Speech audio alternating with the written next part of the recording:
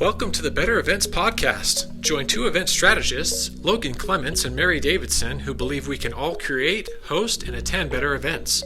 Now let's get started, and thanks for listening to the Better Events Podcast. All right, folks, we're back in your ears with another episode of the Better Events Podcast. I'm Logan, one of your co-hosts, and I'm joined here by Mary. And to kick off this week's episode, we're going to keep it a little festive. Some of you might say it's too early, but Mary, when do you set up your holiday decorations?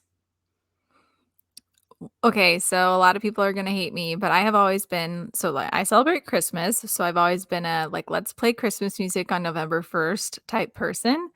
I haven't quite implemented that the past few years, but I'm just way on board with early celebrations. So that being said, I set up my holiday decor in November. I was actually trying to see if I could do it this weekend. So yay, that would be exciting. And mostly because it takes so long to put up, I want to appreciate it for a long time. And that's kind of the reasoning behind it. So I'm going to say sooner than later. And also for all those haters out there, I will say I still love Thanksgiving, but I am thankful for Christmas. So there you go. What about you, Logan? That's so true, Mary. I'm a December baby. My birthday's in December. And so I think I don't know if maybe that's why I love Christmas. I also celebrate Christmas. But just I don't know, everything about the festivities just always makes me feel so warm and snuggly. And so I'm with you. I actually have already started listening to Christmas music. I kind of ease into it. I listen on Spotify. They have a Christmas coffee house, which is not necessarily the hits that you know, but it's just some nice background music. And it just always brightens my day. I feel like we've had 2020 was crazy. 2021, I feel like has been crazy in different ways. We've both been really busy. And so, yes, to me, it feels like a form of self-care to be celebrating the holiday season. And my partner really doesn't like real Christmas trees because he works in landscape architecture. And so he just thinks cutting down a tree is awful. And this is one of the compromises we've made. And so I actually just purchased a fake tree, which I know my family's going to be appalled to hear me say that. Oh, no. Yeah, but I did because we had a living tree last year in a pot, and we then planted him outside at my partner's family's farm, and he's been struggling because he got used to the heat of our apartment. So I'm also going to be traveling a lot in the next 2 months, and I realized having a real tree, regardless if it was living or cut, it wouldn't make it. So we have a fake tree coming that's supposed to look quite realistic, and I'm very excited to decorate it and put it up probably way too early compared to some other folks. Woohoo! I'm excited too. We'll have to post pictures or something like that, but we'll definitely share on our stories on Instagram. Yeah, absolutely. Awesome. Well, before we jump into our topic for today, we want to just take a moment to thank those of you who've left us a review. So thank you so much for that. And we wanted to share one with you from one of our listeners on Apple Podcasts. And they said, "Great for event professionals, very engaging and relatable. Enjoy the content and hearing all their stories." So just thank you so much to that listener. We appreciate your support so much. And if you want to help us grow this community, then we invite you to take 3 minutes to leave us a review, and you can do that on Apple Podcasts or wherever you listen to podcasts. So thank you so much. We love reviews. That's speaking of the holidays, if you want to send us a gift, that is reviews and Good sharing and helping us just kind of grow our community is a great way to do that. Well, this week's topic, I'm very excited about, Mary, because I feel like this is kind of I don't know if it's a love letter, but I feel like this is something that's going to speak to both our event vendors as well as event hosts and organizers who are listening. And while I found that every client's not the right fit for every vendor, and we can probably do a whole nother episode about client fit, because that's something I've had to learn over the years, I have this kind of wish list that I have in my head, and I know you have, of things that I wish that my client knew ahead of time of working with me, or at least had on their radar. And so this is kind of some things that if you are someone who's hosting or organizing an event, if you're not thinking about these things, please do. Your planners and producers will thank you. Yeah, absolutely. Yeah. There's always, so many things that we can do to improve when we're event planning or just any part of the process, whoever you are. And so definitely not meant to be overwhelming today, but these are things that we as event professionals try to do to set our clients up for success. And maybe these are things that you can think about as well. And so if you don't mind, Logan, I'll just kick it off with one idea. And one of those ideas is that the main question that I think folks have a hard time answering, and we've mentioned this before in the podcast, and that is how they measure success for their event. So asking that question, up front is great so that you can actually bring those results. And something I've noticed is, unfortunately, a lot of those measures of success aren't metric driven and they're not very tangible. And I think there's room for both, but I do feel like it's kind of unfortunate that it's a missed opportunity to really figure out if your event was successful, and metrics are important to make that happen. They just are. So that's one thing that I was thinking. Well, and I think too, to your point of like picking one. I feel like I come across a lot of clients who are like, well, we want to succeed in all of these different areas. And you can definitely have kind of sub KPI, sub measures of success. But I know from a vendor perspective, as a planner and a producer, when we have a very clear, this is what we're measuring success against, whether it's here's how much money was raised, here's how many people came to our event, here's how many speakers we got, whatever that looks like, it just makes everybody happier in the end. So again, it's like a gift to future you. And I feel like we've mentioned it to clients, and sometimes some are resistant to pick one. It's like picking your favorite child. Yeah, and it shouldn't be that difficult to select either, especially if you do the first step, which is something we talk about all the time, and that's your purpose for the event, your why, your North Star. So if you figure that out, picking a way to measure that success for that why is not terribly difficult to do, in my opinion. And so there's ways that you can get started, and it's an important step for sure. My first thing that I wish that clients would know is something that sometimes it happens when, and Mary and I both been in these places where we get brought in after some of the larger planning things have been decided, and we're getting brought in as a part of the execution team. And so one thing, to Mary's point, talking about knowing your why, knowing what your measurements of success are, you also need to know your audience and use your why and your audience to drive your content or to drive your programming. Because often I've been a part of some events where it can clearly feel like a disconnect. And that's something that might not become apparent to the event host or organizer until it's almost too late. You've already started promoting the event, you're almost there, and you realize you're getting really low attendance, or you have certain sessions that don't get as many people as you would like, and you realize that they didn't actually fit with your why and your audience. And so if you start from your why and your audience and use that as the lens when you're planning things, it's really going to set you up for success. And I found that I often try to tell clients this and talk them through that process, but sometimes by the time I'm brought in, it's almost too late. And so I would just make sure that these are some of the crucial questions you are asking yourself as an event host very early on as you start planning your event. Yeah, and this is making me think too. So we're talking about like the beginning of an event, and I can't help but thinking about the end of an event. I know we're skipping like the meat of it, but when you think about the end, the post event work and analytics and things that you can pull depending on a lot of things, depending on what you're using, how you conducted your event, um, those can just drive home the success that you determined at the beginning of your planning process, the analytics and everything at the end, whether, we just talked about it's not all metric driven. So some of it could be in the debrief that you have post event. But I just couldn't help but say, yes, we're talking about the beginning of the event. Post event, though, is like it all comes together in my mind when you're talking about that way to measure success. And with post event work, we've talked about this before. It just seems like it gets kind of left on the back burner a lot of the times. And I don't know for you, Logan, for me, sometimes like my level of service kind of varies in how I offer post event work. I think, Logan, you do a really, really nice debrief for clients so that they can reference that in years to come. And that's also, I think, going to help them out. But going back to our topic today, I think it would be helpful if clients not only thought about the beginning, but they think about the end of the event, because by the time it's over, people just want to get it over with. But that wrap is super important as well.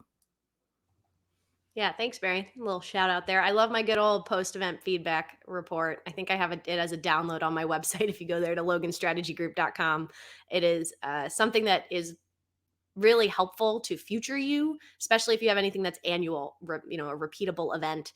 Writing down what happened and what you change is just like a gift to future you, because I promise you, you're gonna think you'll remember things, but you won't. So you got to do it while it's fresh. And we're back. Mary, what's another tip that you or thing that you wish that clients knew? I think in business and possibly even events, there's like that motto of build it and they will come. But I think it's more like market it and they will come. And I don't know if that's a tagline, but that should be somebody's tagline if it's not already. Just shouting that out. Totally could be. Yeah, and so, like, with that, it just seems like event marketing is another thing that falls through the cracks, so I just would wanna get it on their radar earlier than later that I can't really think of a scenario unless it's, like, some internal small type of an event where marketing isn't necessarily gonna be necessary, and so I would say market the heck out of that event, it's so important. I could talk about this forever, so I'll pass it to you, Logan, I'm sure there's stuff you can add. Well, we mind linked on this one because this one was on my list too. And talking about how you need a robust marketing plan and having someone who's actually in charge of executing it. Some of these events that I've worked recently, they've had a volunteer or somebody who's there who can like help them. But again, without accountability, it makes it really hard to hold that person accountable when you're not actually seeing the numbers you need. So, this piece of advice of why marketing is so important, like Mary mentioned, if you have a public facing event, marketing has to be a part of your strategy from day one. Like you need to start plugging it, pushing it out there, sending speakers information about how they should share about your event. Now, if you're doing an internal or a corporate event or a client of, client facing event, maybe the marketing's not as important. You just need to do some general awareness so people know. But if it's anything public facing, I have just seen time and time again when the marketing's kind of an afterthought or a last final couple of weeks before the event thought, it hasn't led to the results that you would want. And again, this is something like Mary and I can do some marketing, but in terms of our major tools in our toolkit, I would say it's not necessarily one of them, nor something that I know I personally don't necessarily love doing, but I'll do to help clients if they need it last minute. But that's not the same as having someone who's actually assigned to just owning your marketing piece for your event. Yeah, I'm glad you said that because it is, like, time and time again something that I feel like we get kind of thrown into, and because it almost happens, like, every time to some level, I kind of put it in my services, like, I don't I but I try to make it clear too, like, I am not a marketing professional. I just have, by happenstance in these situations had to help market events, but it's so robust, and by the time someone comes to me and they're like, "Oh, but, like, we need, like, a social media plan for the event." I'm like, "That's a very, like, robust thing that you should be thinking about before, so I'll do what I can for you." Um, and in reality, they need somebody who really is a professional event marketer to some degree. But with that being said, these things, they can be determined, and over time we've learned this. They can be determined at the beginning, when we're creating the proposals, having that discovery call. It's not like we're gonna be like, "Oh, too bad." And then when the moment comes, we're like, I don't know, we're gonna try to set clients up for success. We just wish that that's something that was on their radar more than usual. Yeah, we've worn that hat a couple times on some events that we've worked together as well. Because again, we're all about like it's a team effort. You want your client to succeed. You want there to be a lot of people at their event. If one of their measures of success is having a lot of people at their event, but again, in addition to that, that's energy then that's getting taken away from doing some of the other stuff that we do really well when it comes to event planning and logistics. So that's just one. I'm going to niche down with my next one, Mary, where we're going to specifically talk about Zoom events. And I guess I could broaden it out, not just Zoom, but any tech platform that you're using. Let your producer have your login information. Now, there might be some reason your company's super secure or your organization, and maybe you can't do that. And that's fine. And Mary and I have both executed events that way. But why do I say that? Is because if you give us the logins, especially like with Zoom, there's certain controls and settings that we need to check and double check or make sure they're turned on or turned off that you can only get to if you actually have the login information. And there's a lot you can do without it, but just by having it, it cuts down on so many back and forth emails. It again taps into a skill set that we are good at and have.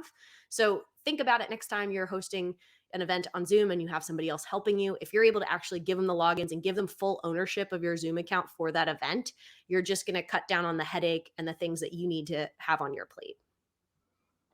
Yeah, and this happened to me recently, and it happens often, like Logan said, but I think those that are super familiar with Zoom, this might be easier for you, but for those that just use Zoom occasionally for like team meetings and things like this, or you just haven't, had the opportunity to really dive into those like back end settings, this is a really, really important step that might not seem as important, but it truly is.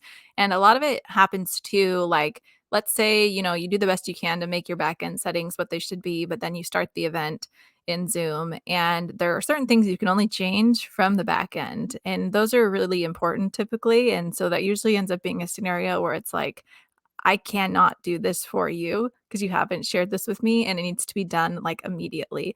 And they're important things like, um I believe one of them, Logan, is if you can't like edit polls inside Zoom. That has to be edited in the back end.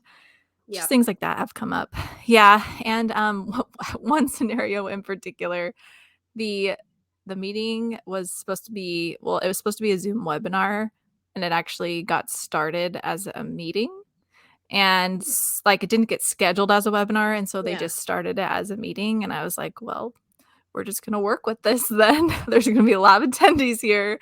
And just little things like that that would have been completely preventable if they just would have allowed me to take a look at the back end. So there you have it. Agreed. How about you, Mary? What's another thing you wish clients knew? I kind of wish that, and I think they know this to a level, is the new rules for events in the sense of how events are changing over time. And I'm actually not really speaking of like the hybrid event aspect right now. I'm kind of thinking of things like, I think we're at a place where event organizers know when you're creating a menu with a caterer that there should be like gluten-free and vegan options. That's like a thing now, right? So I think we're all kind of on the same page there. But I think there's other things like that that it would be great if they knew kind of at the beginning. I think a newer and really important thing that has a heavier focus now is like the accessibility of their event. And I think this is where like virtual comes into play a little bit more. For example, like, do they know in Zoom that you can enable closed captioning and what the abilities are for that and the options, or like live transcription or using Zoom's language interpretation? I just had a recent experience with that, which was very interesting, but I also was like, this is like the coolest thing I've ever seen, that this could be an option.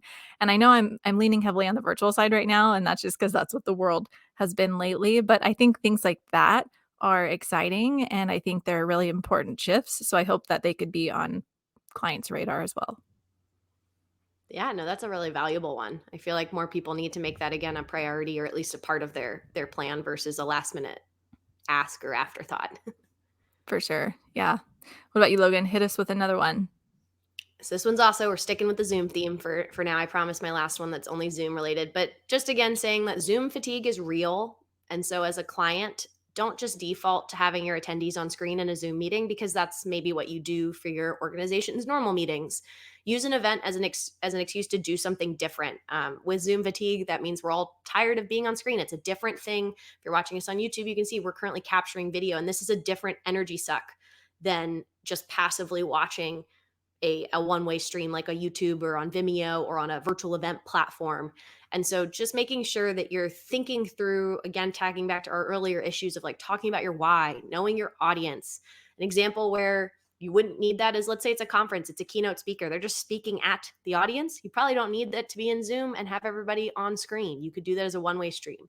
The inverse, if you're doing, I went to a fundraiser that was a virtual cooking class where we got to cook with a chef and make a pizza. And they did that in Zoom meeting because it was really fun for us to all see each other in our kitchens trying to make this pizza. The chef was asking us to hold things up. Like there's a reason and an intentionality behind having us on Zoom. And it was really fun and not fatiguing. But I think you need to think through as a client, what's the why behind having attendees on screen? You know, that's an important distinction, I think, that I don't know if I have fully thought through before either until this moment. When I've thought of Zoom fatigue in the past, I very much think of it as like you're on video, which it could be in Zoom, it could be on Google Meet, it could be in Microsoft Teams. It's just the fact that I have to be on video. And when I hear people say Zoom fatigue, I'm like, just because Zoom is like widely used, that's just a phrase. Um, but I don't know.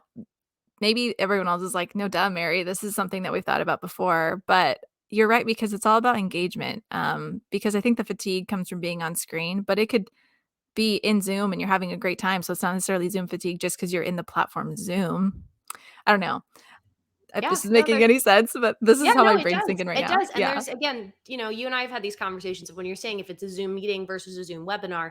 And again, why I put this on the list for clients or event hosts, organizers to think about ahead of time, because sometimes when Mary and I are, and other planners and producers are getting brought in, like that decision has been made, the link has been created, it's been sent out to attendees. So we can't help you really change it. I mean, we could if you made that decision, but again, it's something that you want to think about early on, and don't just write off Zoom as, hey, Zoom fatigue's real, I'm not doing Zoom. That's not what I'm saying, but just thinking through that intentionality. And there's a lot of other video conferencing that also is still it sucks that energy out of you.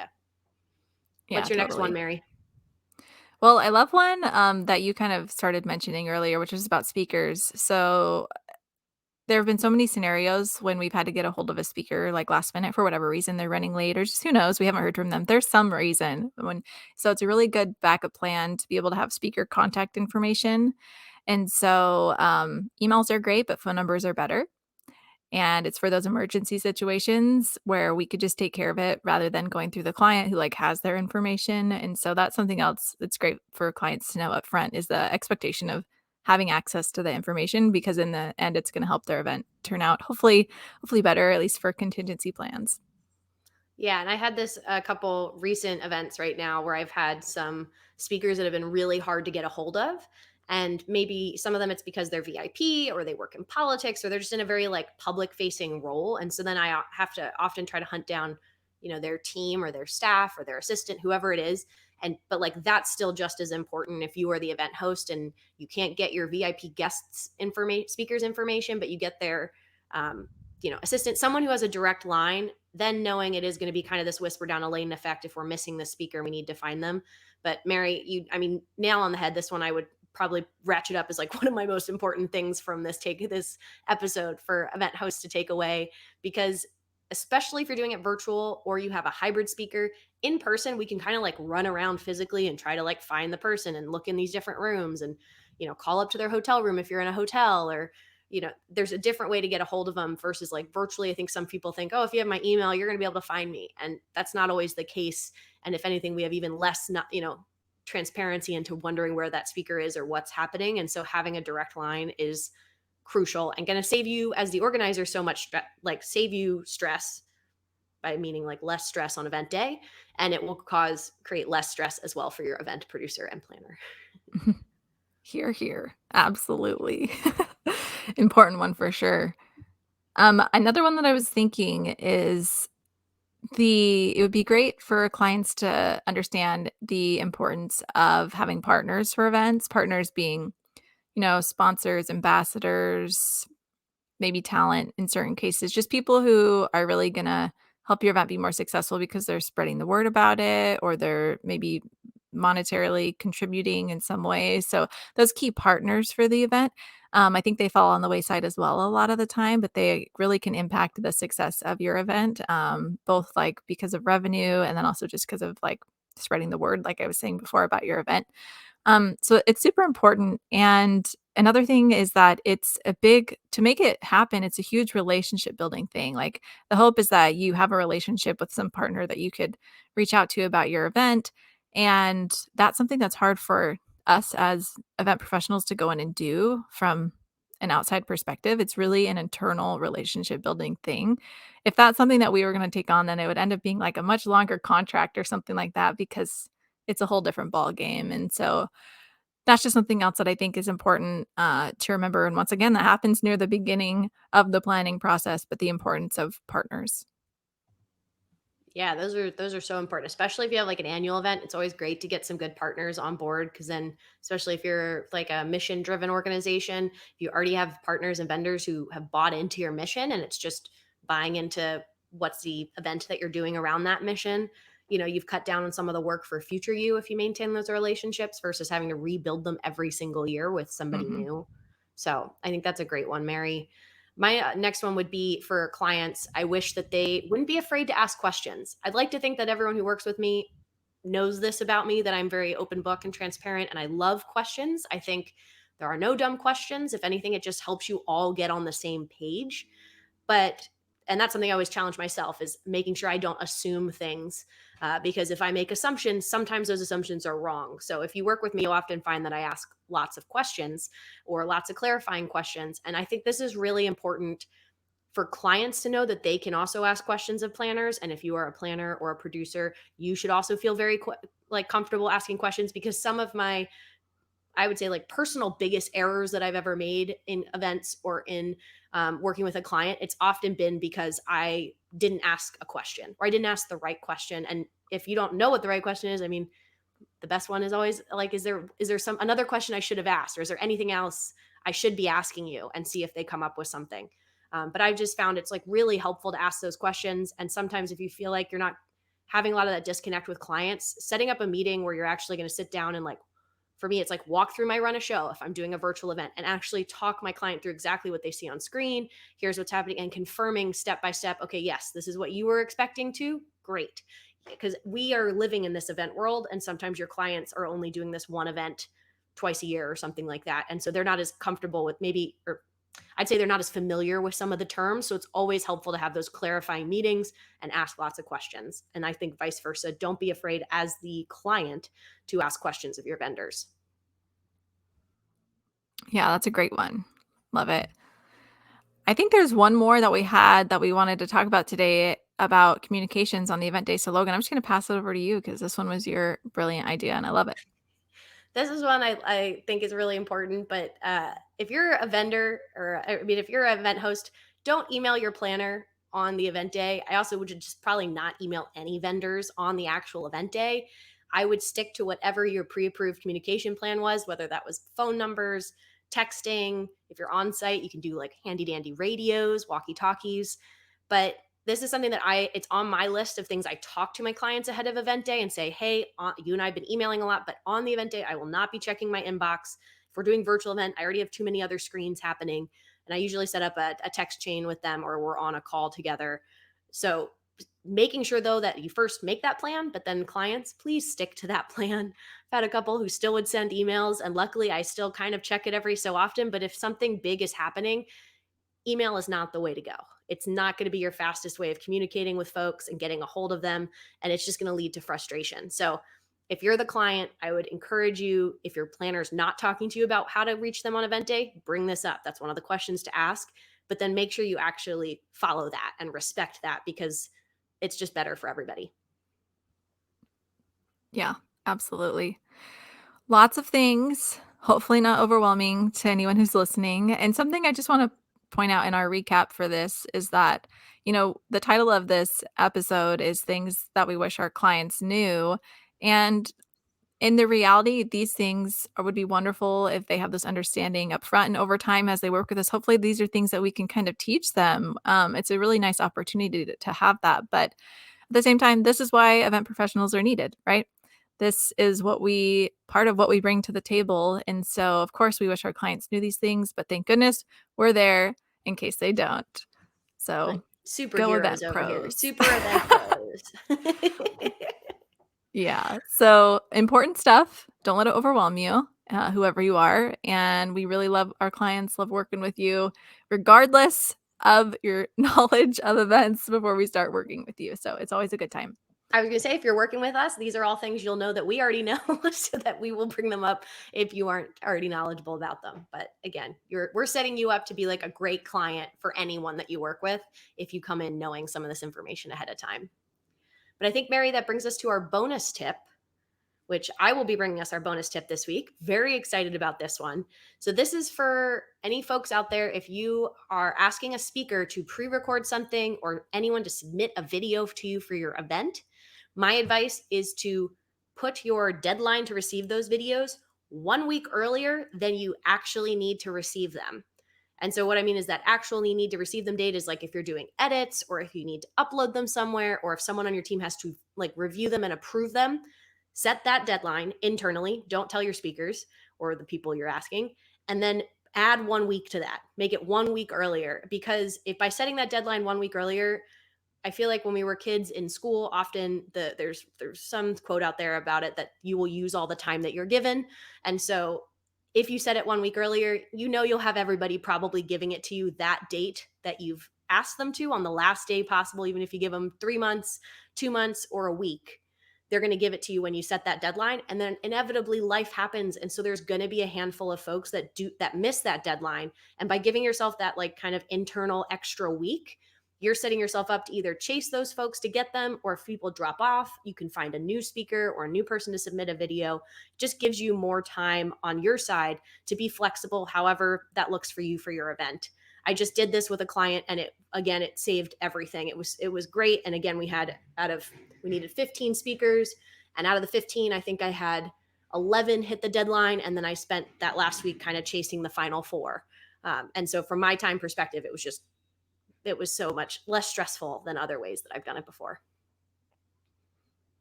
Love it. Great bonus tip. Thank you, Logan. And of course, thank you so much again for listening to this episode of the Better Events Podcast. If you'd like to follow us, you can find us on Instagram at Better Events Pod, or please send us an email at bettereventspod@gmail.com. We say this every episode, but we want to talk about what you want us to talk about. So please send us some suggestions. We're happy to do that. And thank you so much again for listening, and we'll be back with you again next Wednesday.